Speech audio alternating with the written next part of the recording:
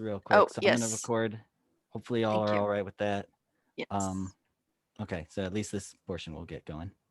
All right. So to start off, just kind of with our mission statement for any new members who might be joining us this first GM.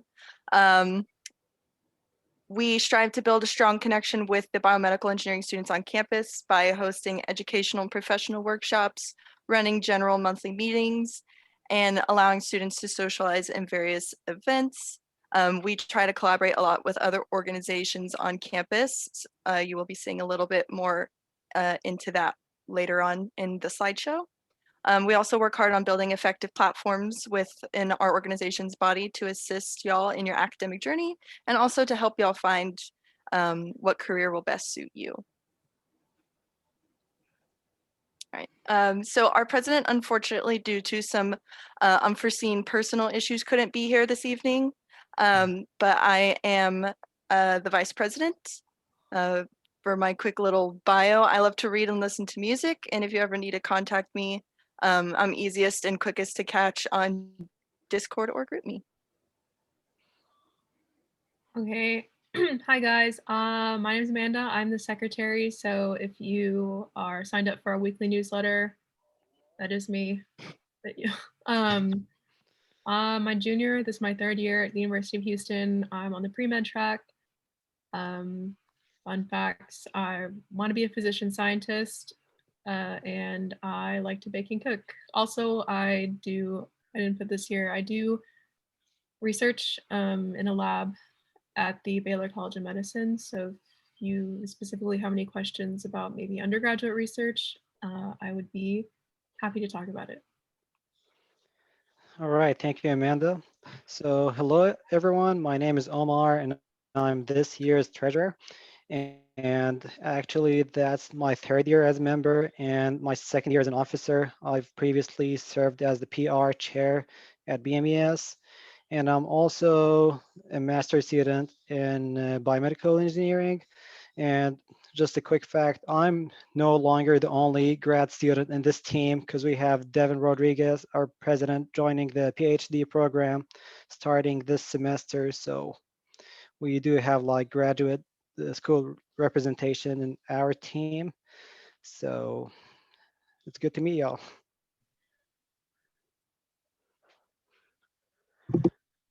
Hi, I'm Sitlali Bataz. I'm the historian for this year.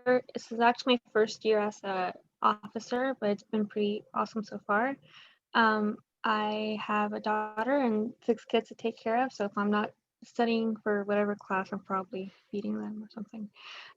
Please feel free to message me on GroupMe if you have any questions about our organization or school. I'm here. Also, too, we have another officer. He is our project coordinator, Matt. He also unfortunately couldn't make it, or he's been running a little bit late tonight. But you can find him very frequently in our lounge. He's there a lot.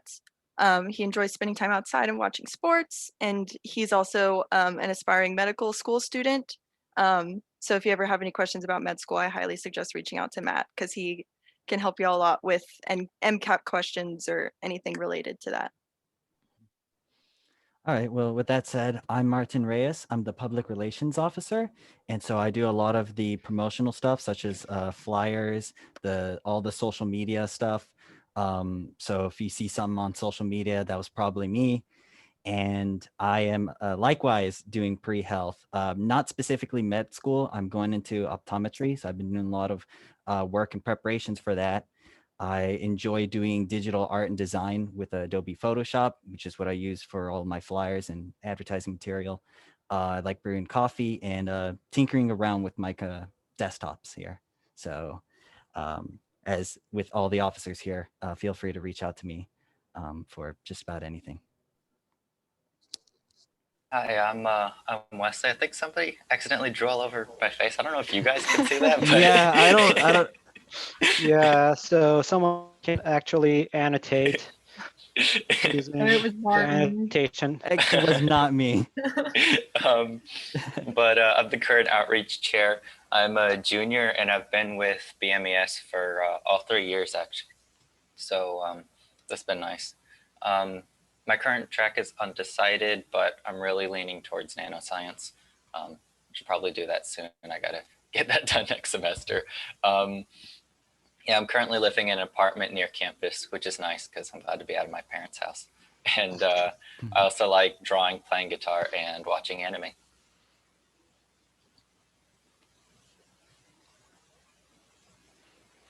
All right, so speaking of the dues, it's also the same as fall 2020.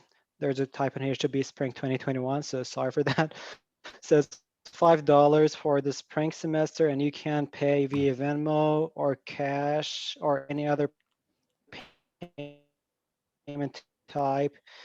But once you pay your dues, please go ahead and request a membership through Get Involved, and we're gonna admit you to our society through Get Involved as an official member. So I've received the dues from like a number of you, and if you want to get points for that meeting and other events, please go ahead and pay the dues, and that's it for dues. Someone asked in the chat just now if we have Cash App. We do not. Yes, so we do. We Yes, do. we do take Cash App, and yeah, Oh, please wow, that's DM fine. me and or coordinate with me. We're gonna take care of you. Mhm. Oh. S- So, all right, so we want to talk about some of the perks about being a member versus not being a member. So both of those groups, paid members or unpaid members, are welcome to attend the general meetings and social events, and also to our volunteering events. We do welcome it. It's like we are a loving society and we love to have as much people as possible. But if you attend this meeting and you're a paid member, then you're going to get points towards it. But if you're not a paid member, then sorry, you cannot get points. And also, if you're a paid member this year, then you're eligible to apply for an officer position for the next academic year, as well as having that written or listed in your resume that you're an official BMES member. So I would really suggest you take advantage of those perks and benefits from this society. So if you guys don't know, we've been working with Project Cure for the last semester or two now. Project Cure is an organization that kind of helps try to deliver medical supplies and devices to underdeveloped countries and really like build up their medical infrastructure. And we volunteered with them last semester. You can see the picture here. And we're going to be doing it again this semester. Hopefully we'll be getting in more times than we did last semester. But we have a next one coming up this month. The date hasn't been decided yet, but if you guys would like to go to that, if you haven't already, there's a GroupMe link here with the QR code, and I can send a link out into the chat for you guys. But there's a form up there where you can list your dates and stuff and things that, what times you'll be available and that kind of thing. And so if you can do that, I'm trying to get the date set by like the afternoon tomorrow. So if you guys are really interested in that, go ahead and join up on the GroupMe, sign in the form. And we're also trying to get into some clinical engineering lab volunteering, because one of the nice things about Project Cure is that because they work with medical devices and stuff, you can kind of get hands-on experience with how the devices work. They have to repair them. So a lot of the times people go in and they learn, how the device works, how to repair it, that kind of thing. It's really good experience. So yeah, if you guys are interested at all in that, go ahead, sign in for the GroupMe. Let me put that link in there in the chat real quick. All right. So Yeah. the other volunteering opportunity that we have is our own in-house volunteering called Go Baby Go. And Go Baby Go, we had several build sessions last semester if you were with us. But what it is that we have like, those little Power Wheel carts. What we do is we modify them to accommodate children with mobility disorders. And so there's a whole community and forum for Go Baby Go. And so we've been following their general guidelines on a car that we actually purchased ourselves. And so we've been tinkering around with it, a little bit of the circuitry inside of it, but we want to do some real big structural changes, structural modifications, such as putting the PVC pipes. Like you can see some of those on the top there. They've physically modified the cart. And so we are actually communicating with, I can't give out too many details right now because I'm still in communications with them, but we are communicating with a high school with the opportunity of having a big build day for the high schoolers that are interested in engineering. And so we would also love to have some of our members come along and, given COVID restrictions, we'd have to be aware of that. But we'll let y'all know what happens with it. More than likely it'd be in March, maybe around spring break, sometimes around there. But again, it's still in development. We'll let y'all know. Yeah, so something new that's happening this semester, we're actually going to be partnering with the Gulf Coast Regional Blood Center. Apparently, they've really been losing donations because of COVID, and so we're really trying to push people to, if any of you guys are interested, to go and donate with them. They're looking for blood donations, and they're also looking for plasma donations if anybody has recovered from COVID-19. Both those links are here. You'll be able to click on them when we send out the email for you guys. But I also have those links up right now, so I'll send them into the chat in just a minute, and we'll potentially have some service hours for any of y'all that are looking for it. So that's kind of in the works right now, but we'll be letting you know about that later on.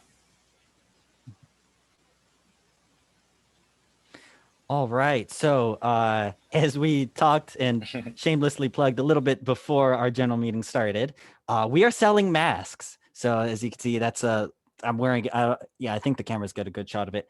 We are selling masks. They are $10 a mask.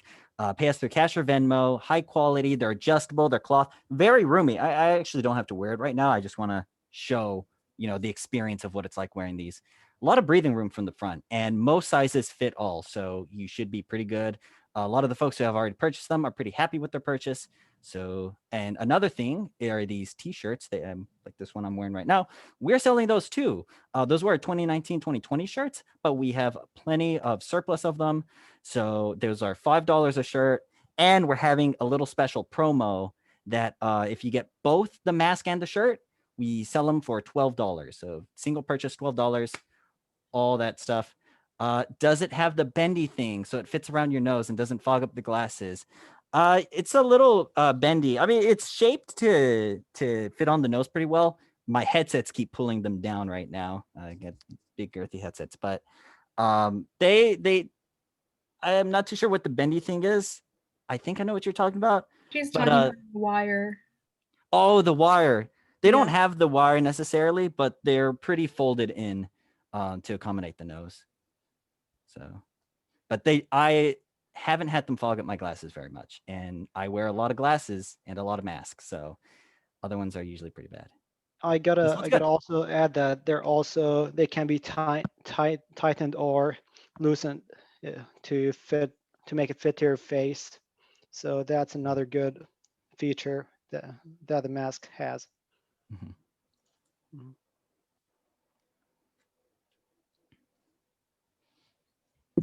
Okay, this is this is our lounge. It's located in the engineering building 2 on the second floor. Right around where we had engineering 1300. How do you say it? Anyways, 1100. yeah, it's what I meant to say. Actually, we got it painted, and I think we got new chairs. Looks really nice now. Come by if you're on campus. We have free coffee, and it's quiet in there. Okay.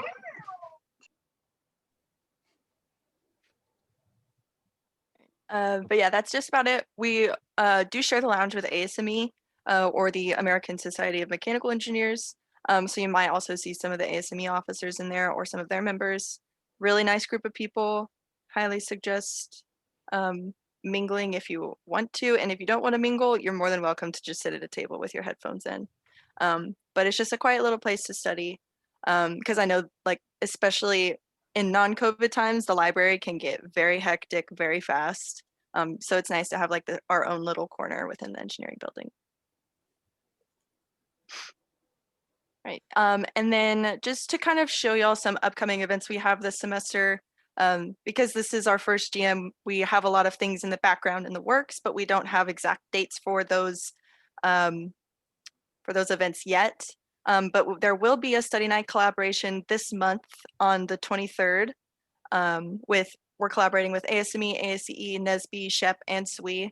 It's going to be on Microsoft Teams, and we all just kind of get together and have one big study night for like the first round of finals, kind of. The next thing that we're going to be having is a Houston Food Bank volunteering collaboration with ASCE and ASME. We're still trying to nail down an exact date on that one, and we will be sending more updates about all of these in our newsletters and in the GroupMe as well. We also will be having a graduate program info session that we're collaborating with SWE on. More info to come on that as well. And we'll also be having some more workshops about the advanced 4,000 level BME courses. Because I know, like, as a freshman or sophomore, some of those electives can be kind of daunting. Like, you're like, I don't know exactly what this course entails, or how good is this professor? So we hopefully will be kind of clearing up some of those questions for you, like freshmen and sophomores within those workshops. And we're still kind of working on some more things to come.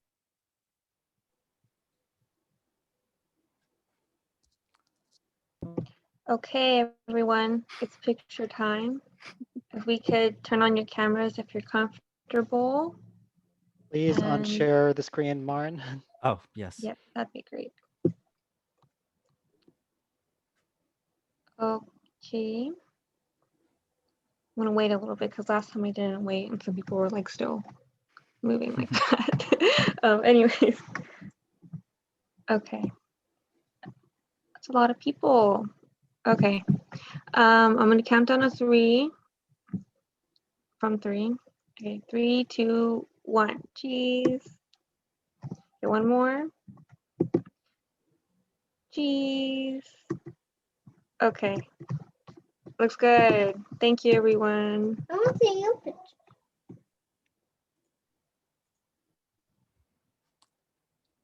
We're a cute group.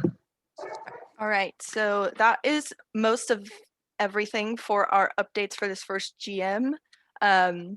So now we are going to be moving on to our guest speaker for the night, Erin McKay from Scismic. Woo! Hi. Let's see if I can I share screen? Yes, let me give you sharing screens right now. I'm going to make you a co-host, so that should allow you to share screens. Okay.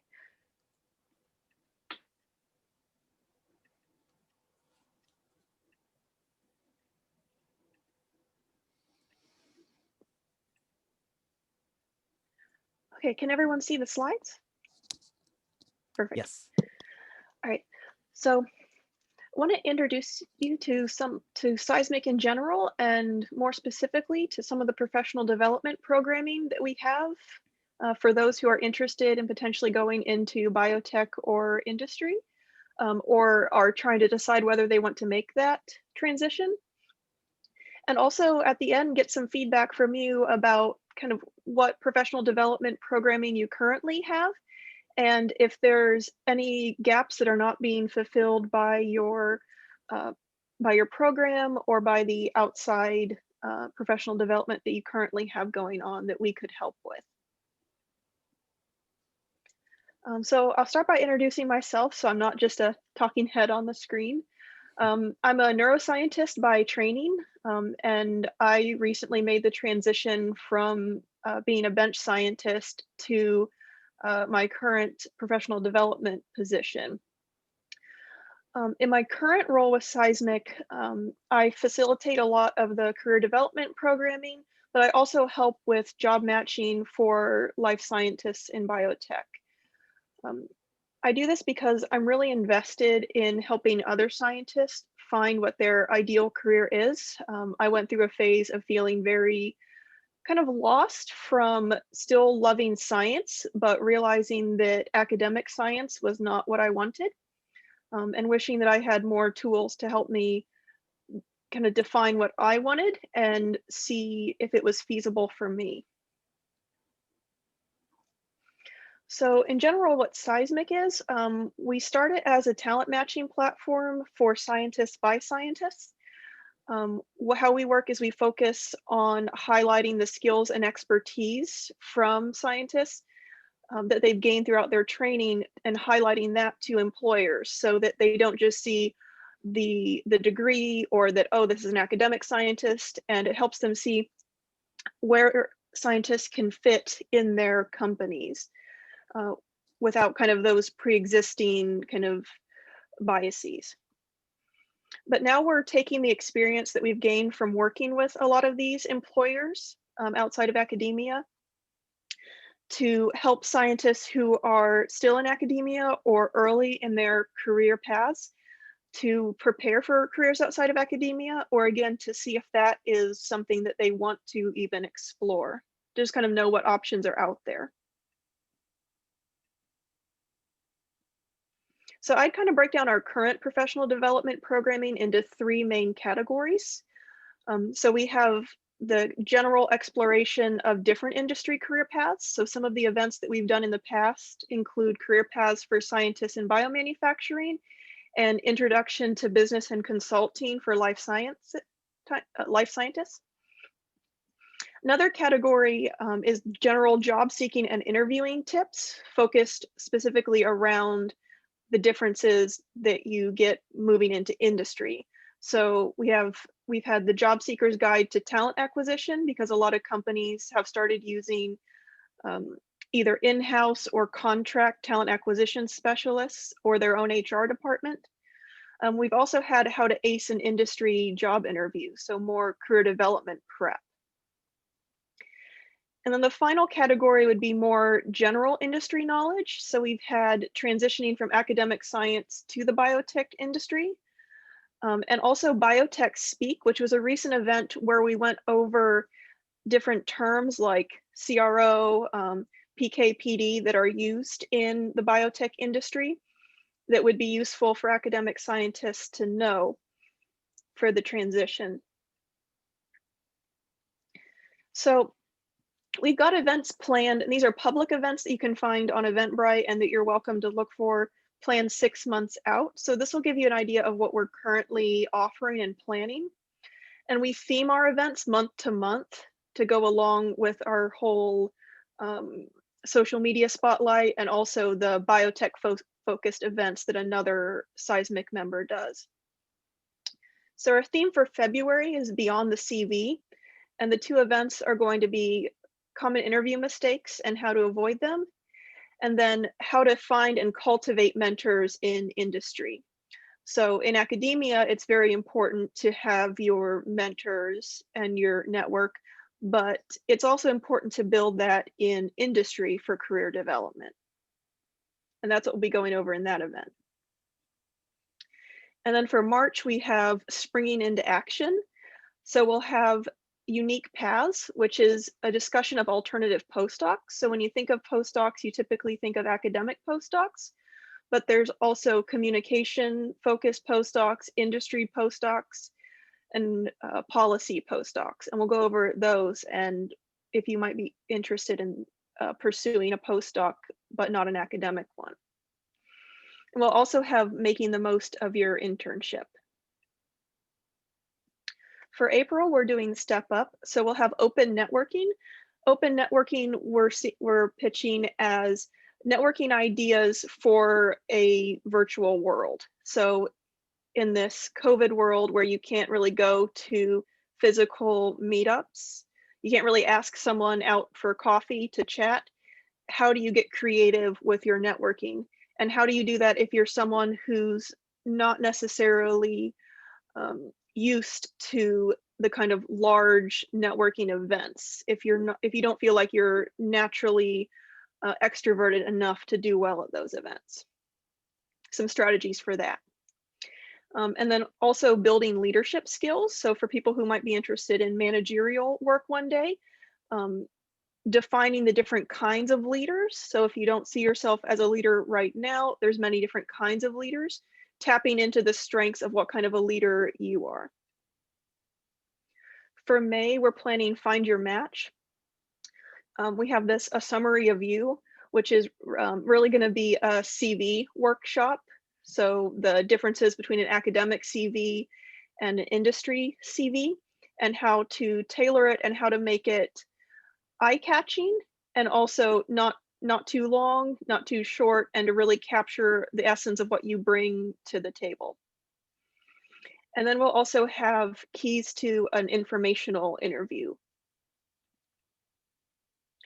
For June, we're moving to a business focus. So this is more spotlighting different careers in industry. So we're looking at entrepreneurship for scientists and what that entails. And then for those who might be going into business, venture capitalism is a big determinant of funding for that. So we'll have an overview of what venture capitalism is and how that influences the biotech industry.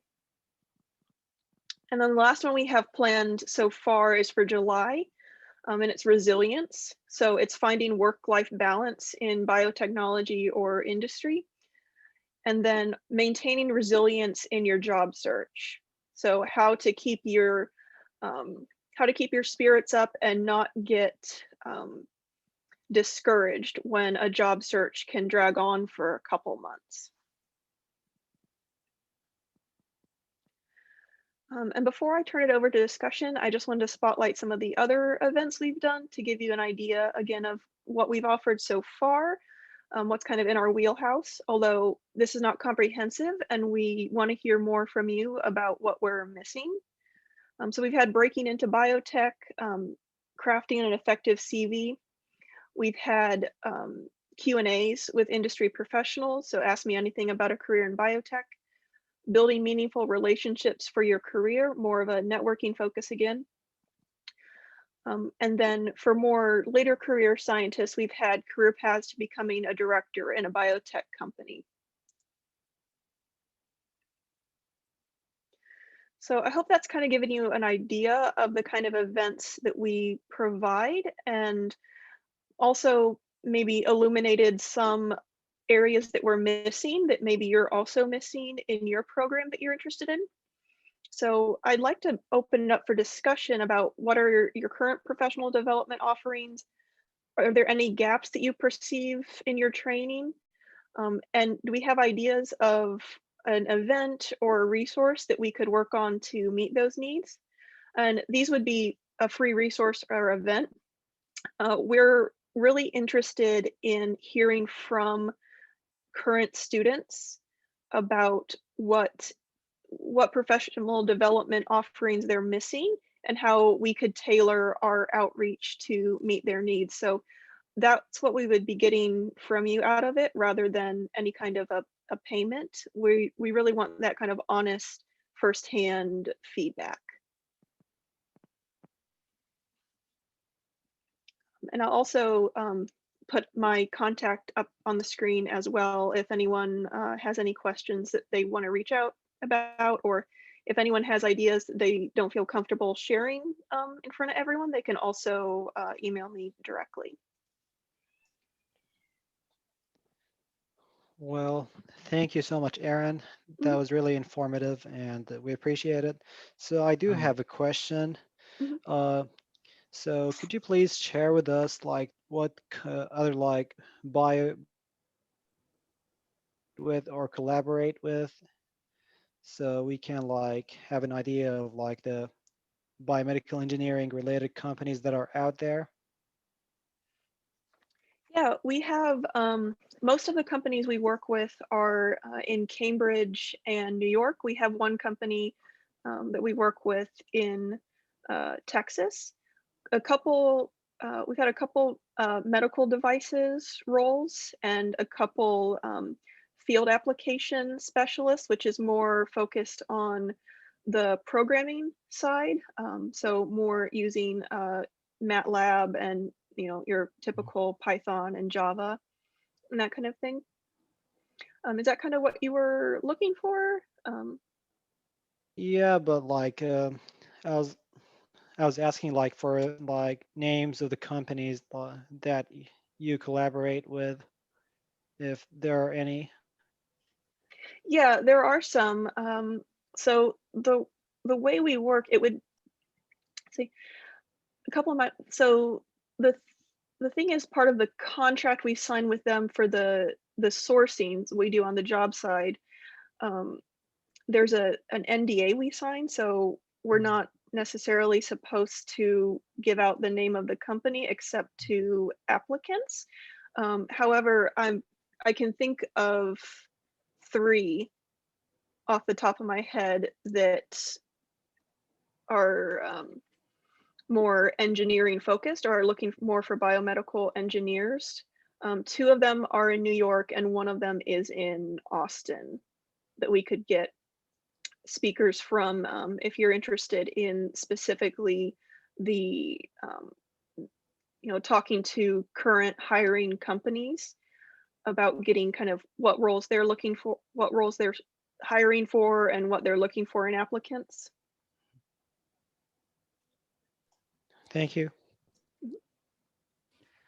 Something that I want to also add on before some more of our members chip in is that you mentioned a good variety of events that y'all are having throughout these upcoming months. So how can, other than emailing and going to the website, how are other ways that folks can start getting involved with Scismic? So if the events are specifically what you're interested in, like the ones that I mentioned from February through July, you can find us on Eventbrite, or Grow Biotech also posts the events as well. Grow Biotech is more East Coast centric, so I don't know if you'd get a ton of, unless you're specifically looking to move into that region, I don't know if you'd get a ton of use out of the membership with them. But if the events are what you're specifically looking for, you can search for Scismic on Eventbrite and all of the events should come up. We tend to post them about a month before the event is actually scheduled. So if you go now, you'll see the 2 for February are live, and then in a couple weeks, the ones for March should be live. All right, awesome, thank you. But I was, interested in based on the ones that we're kind of offering for the, general public, that you just, sign up on Eventbrite and then you can zoom in at your convenience.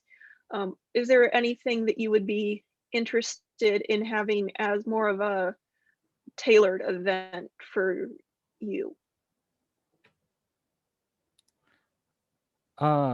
Like me personally, particularly? No, I kind Oh. of have an idea. Oh. So I guess a lot of college students like myself, I've never actually worked like in a job environment before, and it's kind of like I don't really know how to speak to like my boss or how to interact with my coworkers. So I guess an event like regarding that kind of stuff would be nice, and maybe just specifically biotech companies, or I don't know. That makes sense. Like, Yeah, more like a okay. like an industry or office etiquette kind of. Right. Yeah. Yeah.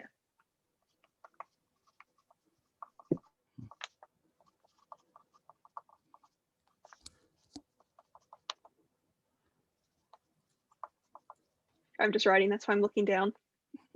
You're good. You're good.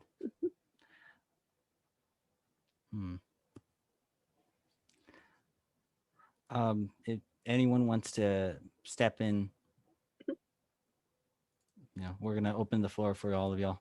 So just feel free to unmute yourself if you have any questions, or particularly any ideas about workshops and professional development. And if you prefer to drop it in the chat, or I guess if you prefer to email me afterwards, you can do that as well, if you don't feel comfortable unmuting and speaking in front of everybody. I guess I'll add on Satali's point. I guess so as a student, I feel like I'm always focused on my academics. And so I don't know where to begin in terms of like where to look for my future like job applications and all of that. I More feel kind of lost in that sense, I guess. kind of different job hunting strategies. So the Yeah. different kind of online places that you can find jobs, but also how to network to find Yeah. options as well. I think it's like where to begin, that sort of thing. Maybe also like the terms that are used in job descriptions. That would also be helpful. Like you mentioned, academia scientists. I'm like, I figured a scientist is a scientist no matter where they are. Like, what would that even mean? Yeah, there's definitely different terminology that's used in some industry positions in the job descriptions. And I agree with you honestly in, you know, talking to different hiring managers that a scientist is a scientist and your skills are your skills and they speak for themselves. And that's what our platform was based on. I will say there's sometimes a pushback from some particularly startups about having scientists who just come from academia and don't have industry experience. The mindset is that, you know, oh, it's so much different. There's a learning curve, and there's not really.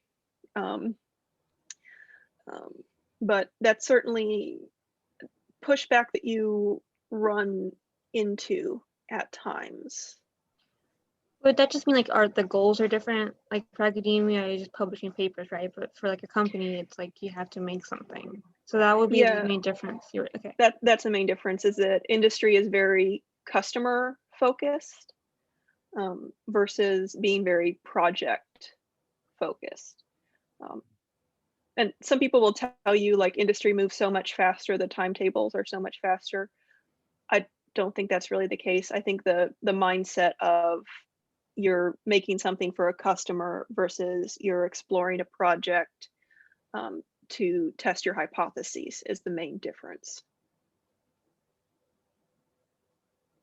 I think going off that, something that I would kind of be curious to see, I don't know about everybody else, but I've had very conflicting sort of advice given to me on whether or not you should pursue a PhD or a master's degree if you're somebody that wants to go into industry. A lot of people will say, oh, don't waste your time getting a PhD, like you're going to be too I guess like they're not going to want that. They don't want people that spent 5 to 7 years focusing on one thing. On the other hand, sometimes you can get a good job being a consultant. Like, I think maybe what I'm asking is maybe you guys could have sort of something that gives, you know, specific jobs that you've seen based on like, okay, you can get this job with just an undergraduate degree. You could get this job with a master's degree. You could get this job with a PhD. I know there's some people that still want to go into industry, but a PhD sounds interesting, or maybe like they want to do research in the industry rather than like in academic settings. So maybe something like that. Yeah, I definitely think that'd be possible. The one thing I'll say just from my experience is and the reason you're probably getting conflicting answers is it does really vary by the company. Mm-hmm. The ones that I was talking about that tend to be a little bit anti-academia will prefer a master's graduate with industry experience. But there also are a lot of companies that'll hire PhDs without industry experience at the scientist level. And that's just kind of that's something else we could do an event over, is kind of the career path, the career ladder that's industry, because there's specific terms about, you know, what's a scientist versus a principal scientist, that kind of thing. But I will say that it tends to be the startups in general that seem to be a little bit more wary about non-industry people. And larger companies are very open to PhD graduates right out of their PhD. And if your ultimate goal is to move up to an associate director or director position, then taking time to get the PhD is worth it. Yeah, and then also I think we've had a speaker maybe a year or two ago come to some event, even suggesting that, you know, maybe getting an MBA might help too, if that's something, if you want to move to a managerial position. So I think, yeah, maybe just sort of outlining different career paths and like what you would sort of need. Does that make sense? Yeah. Yeah. Okay. We can also kind of talk about, because I know time and money matter too. So I can also, kind of talk about the the length of time, a typical PhD takes versus the trade-off of taking that time for industry and a master's, what the entry level positions at those levels are that make what they make, and then, kind of for everyone to decide based on their own time frame and when they want to start working full time, and where they ultimately see themselves, which one's worth it. Mhm. Kind of connected to the CB idea, also going to specifics, at least as biomedical engineers, if we want to go into industry, what skills are very, I don't know, what we could call trendy or hot for employers and startups. So for example, I want to go into neuroengineering in that area, and I'm starting to learn Python by myself since I'm probably not going to fit in the curriculum, but I've been having to like dig through a lot of information and like mainly like access people that work in Neuralink through LinkedIn and all that stuff. So if we could have like more information about specific skills that are like really hot right now in the industry in the different areas, it would be really cool. Definitely do that. And for those of you who are considering potential industry careers, are most people medical devices focused, or just kind of get an idea of what specific roles to look at the in-demand skills for?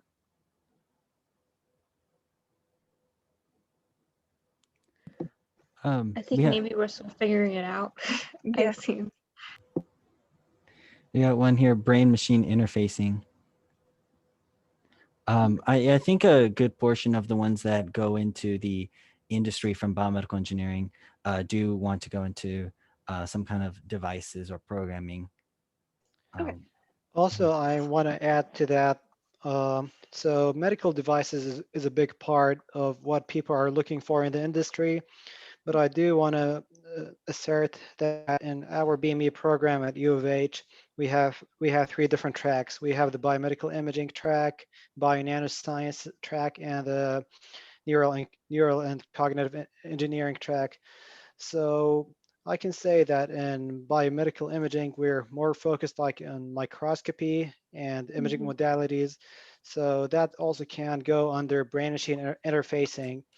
But like speaking of like bio-nanoscience, I know BME alumni who went straight into being a PCR technician right after graduation. So they're looking more into the bio-nanotechnology and the biological technology and the nanoscale, like micro devices or maybe stem cell engineering, and like working with antibodies and so on and so forth.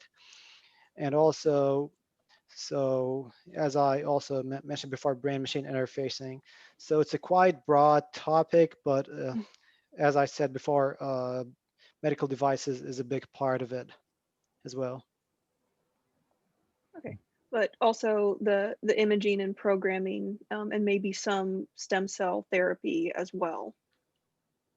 So that's more like for people who go into positions in like hospital positions as like lab technicians. Okay. It could be also R&D positions in another company or industry.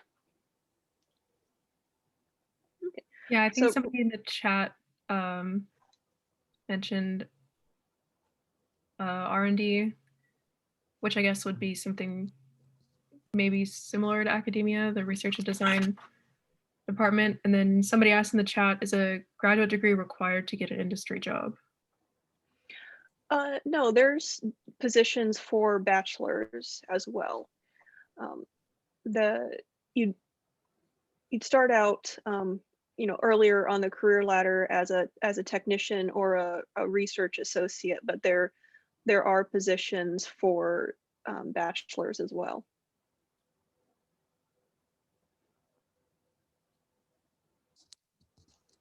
Well, I also need to add that as you mentioned, Erin, it's not like a necessity to have a graduate degree to get an industry job, but it's always a great idea to stand out across many other job applicants when you have master's degree in like other disciplines, like engineering disciplines, or even MBA, Masters in Business Administration. So like I can say that if you're considering a master's degree after graduation, then that's always a good idea in case you have not like secured a full-time position anywhere. Yeah, and I will say that with a bachelor's, you will eventually hit a ceiling typically, where if you want to get to the scientist role or the principal, staff scientist, principal scientist role, that typically you need a graduate degree for. So again, it comes down to something we could present about different career paths, whether your goal is to move up that career ladder, or if you'd be if you're more interested in the being at the bench and less of the managerial work. And I say bench because that's what I'm used to, and I know that's not necessarily the case for engineering.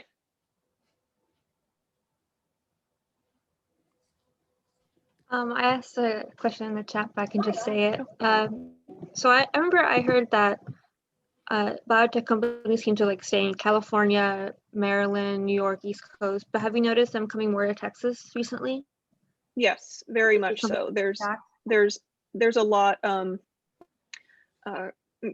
of with everything else, a lot are moving to the Austin, Dallas area, which I know are not super close. Dallas is more central, but Austin area and Dallas as well.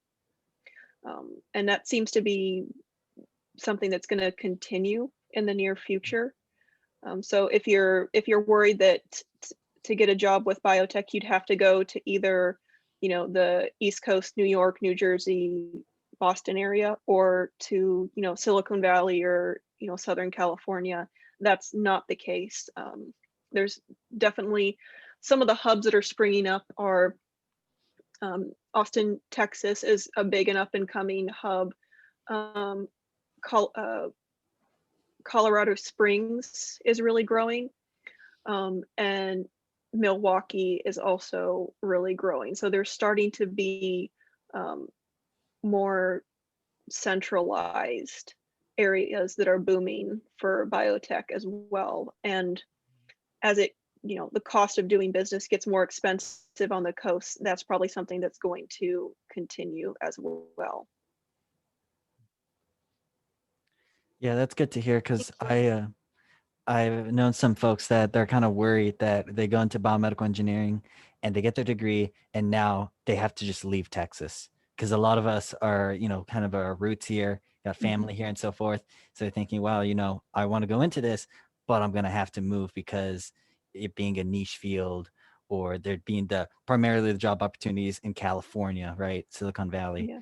So that's kind of reassuring to hear that Austin, Texas, and Texas in general is becoming a pretty big hub for this sort of stuff.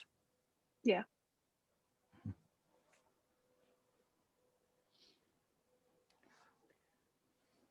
In terms of professional development events, I had a suggestion. Something that I currently struggle with as an undergraduate student is translating my academic experiences into something that I can talk about or put on my resume. If you could hold some kind of workshop that helps us translate those academic experiences or projects into stuff that we can talk about. with potential employers. I think that would be really helpful. Yes, definitely. I'll just so I'll give you a little bit of information now.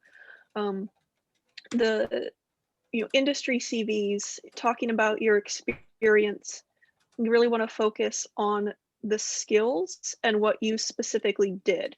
So rather than the hypothesis of the project and the outcomes, we typically tell people really focus on action verbs. So did you design an assay? Did you troubleshoot something? Did you develop a new technology? The industries in biotech, they don't care so much about publications or what the eventual outcome of your project was, so much as they care about what can you do, what's your level of expertise, and what are you comfortable doing. Can you design something independently, and that kind of thing. So that's just a good way, I'd say, to before we hold any kind of event, that I'd say start talking about your experience to companies versus to academic scientists. Okay, thank you. Mhm.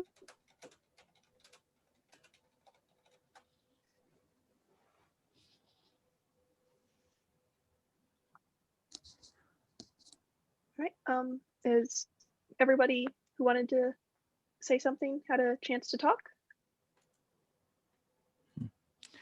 Yeah, if any of y'all have any questions, put them in the chat. Just unmute your mic, no worries. What I can do is I can give you a through email. I can give you a plan for the kind of the public events that we're having for the next few months, if any of those interested you. But also I'll follow up with some drafts for ideas of the potential kind of tailored events that you mentioned. Just kind of check with the other members of Scismic and see what's going to be feasible for us to do, and come back with some suggestions that you could, you can decide whether you want to go forward with that, or vote on it or anything like that. Does that sound okay? Yeah, that sounds good. That sounds good. All right. Well, oh, sorry. You go ahead. It was nice meeting everybody. Yes, thank you so much for coming around. Now that we are starting to reach that 8 p.m. Time mark, we are going to start closing up officially the general meeting. But of course, as we always emphasize, if anybody has any questions, feel free to stay on the call. But thank you very much, Erin, for joining us and sharing a little bit of this information and these events, of course, with our members. And so I know a lot of members, I've been a member in the past, and some of us are very talkative, some of us are kind of introverted and just want to absorb the material. I've been on both sides of that. So it's good to have our members here and for you to, be here. So thank you everyone for coming along. So yeah, I guess we'll officially close it up now. Thank you so much, Erin. Thank you, thanks Erin. to We the really members. appreciate it. Yeah. Thank You you, can Erin. reach out. You can reach out also if you have any specific questions that you didn't get a chance to ask or that you think of later, any industry related questions. I'm happy to answer them.